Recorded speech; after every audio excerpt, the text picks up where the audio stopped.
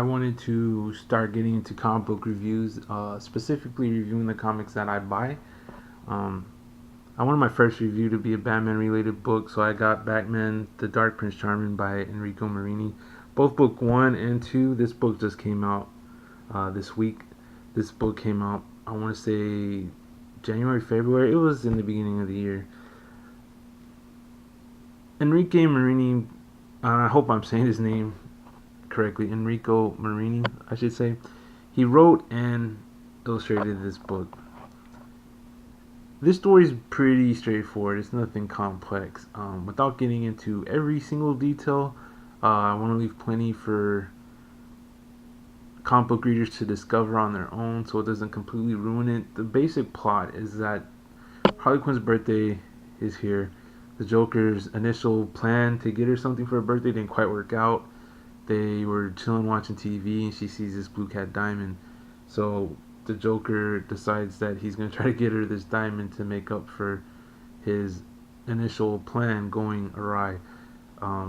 This diamond's $50-60 million, so he creates this ransom scenario that involves Bruce Wayne in order to get this diamond. So Bruce Wayne tries to meet the ransom demands, and Batman tries to solve the ransom situation, if that makes sense. And that's pretty much the basis of the story. Selena Kyle makes an appearance, obviously, because the diamond's called, the blue cat. It looks like a cat's head. It's a big blue diamond. All the characters you expect, like Commissioner Gordon, Alfred, so on. Killer Croc makes an appearance at the end, or not the end of the first book, I should say, but it's not really, relevant, in my opinion. But let's get into what I liked and what I possibly didn't like. I want to first show the image I saw on social media. I don't want to show every page. That way there's stuff for people to discover on their own. But there is a scene at the beginning of this book. This was the first image I saw for this book on social media. It's just Batman on a gargoyle looking over Gotham lit up at night. This is a beautiful image, I think. For lack of a better word, I don't know if there's a better word. It's just an awesome image.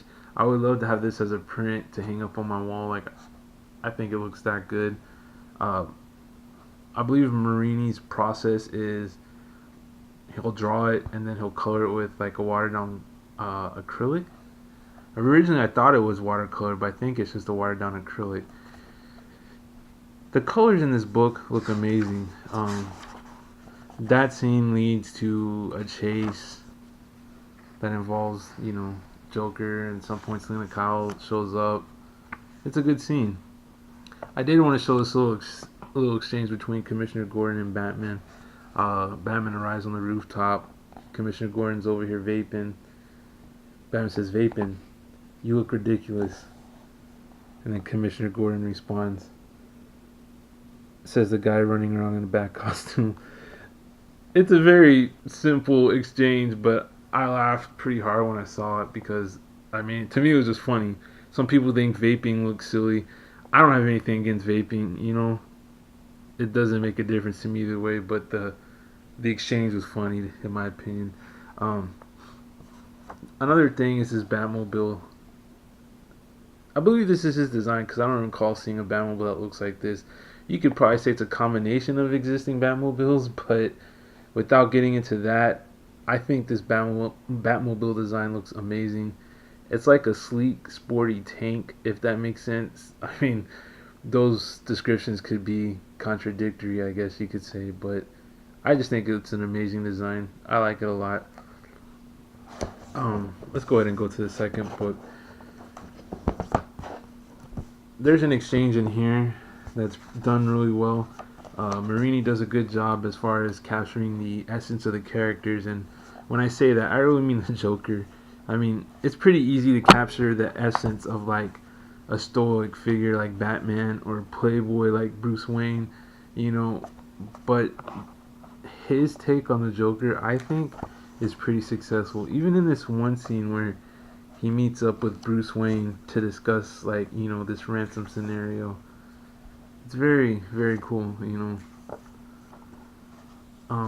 but yeah, I would recommend both of these books. The story as a whole, I should say. I don't know if there's plans for them to release it together. I might have said that already, but if they don't, try to get these books. This book may or may not be sold out. I feel like I read it was sold out. I know I definitely read somewhere that they did a second printing, but I can't remember if that was uh, here or overseas. Uh, if you can't find this, but you find this, because this just came out, I think you'll be okay. But if you're like me, I wouldn't even do it because I like to read from start to finish. Again, hopefully they come out with the book that collects both books in one. But if not, try to get them. I think it's worth the money. They're both $12.99 a piece. If you care about the rating, it's rated T plus. It's nothing out of the ordinary as far as your standard Batman stories. I mean, some of the scenes are pretty violent, but you come to expect that when you're dealing with somebody like the Joker. But yeah, I would recommend this story. If you can, try to get it at a local comic book shop. I'm sure you'll be able to find it online.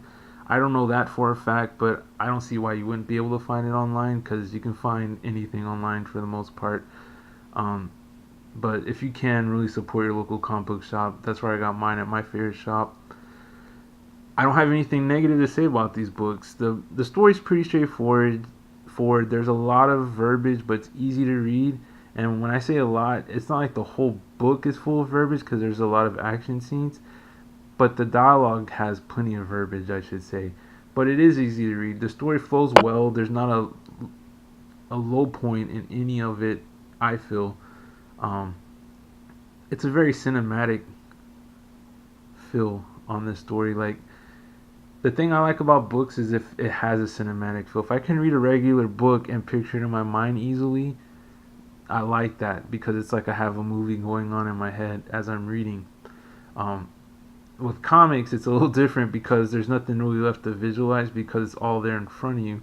But the flow of this storytelling was done in a manner that it still felt cinematic. Like, from panel to panel, it looked like a still from a movie as far as, how it was laid out, the flow of the action, the pace of the storytelling.